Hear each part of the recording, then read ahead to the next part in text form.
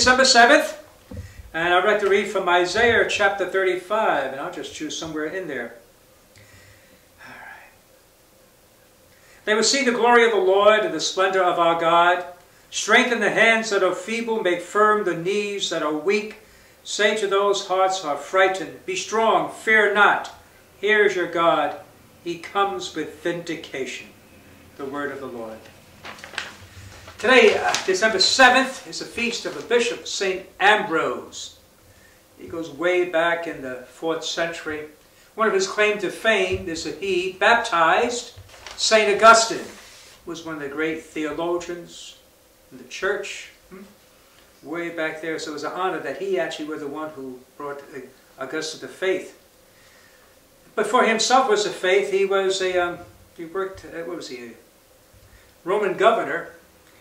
Anyway, there was a meeting, the church gathered, and they had to find a bishop.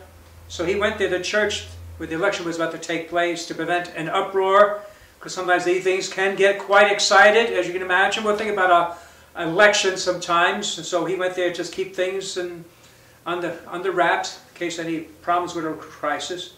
Well, anyway, he's addressing the people and trying to remind them how to comport themselves. The next thing you hear is, Ambrose, bishop! Ambrose, the bishop! He said, what the heck? They elected him bishop. That's it. He became bishop. He wasn't even a priest. He was just there to be governor, keep things under control. Next thing they recognized his talent in him, I guess, and they chose him as bishop. And that's how he became bishop. Imagine? And what I want to share with you is also his thoughts on the poor. He said, consider the poor not as a distinct group of outsiders, but a part of the united, solidary people. Giving to the poor is not to be considered an act of generosity towards the fringes of society, but a repayment of resources that God had bestowed on us. So what I find very important was, do not see the poor as a distinct group of outsiders. Often in our own charity, it's still we see ourselves as it's us and them, and we have pity on them, and so we might help them out, sustain them, we may feed them, but do we connect with them? Do we see them as our equals? It's something that we need to overcome.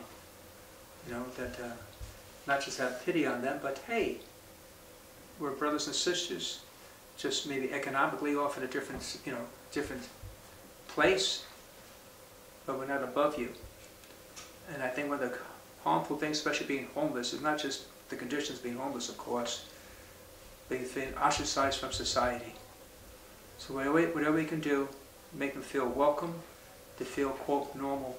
That's what Ambrose suggests. May we do that. Amen.